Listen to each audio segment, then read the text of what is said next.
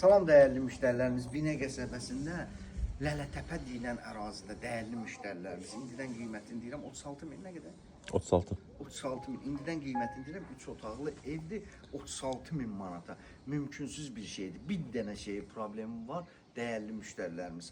Bu ev yoldan uzaqdır. Bu ev yoldan uzaqdır. Yola yaxın deyil. Düzdür, ikinci marşrut qapının ağzından keçir. Amma əsas yoldan uzaqdır. 36 min manata 3 otaqlı ev. Bunu elə görən biləcək nə hesabdır. Gəl dəyərli müştəri. Sağ. Ziyanın evidir, sağ. Ziyabel'in ev dünyasıdır, ev dünyası. Gülüm Gir səni. Ziya kardeşim, gir bilən bu evi. Çək, gel görsən mənə. Danışacağım.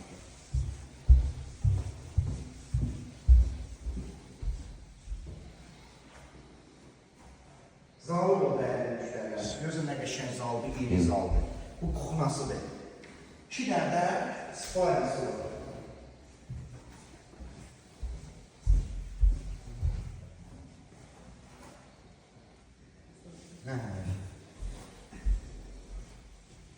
Spalmalar görürsün nə qəşəng, işıq düşən spalmalardır. Bu da hamam tuvalet.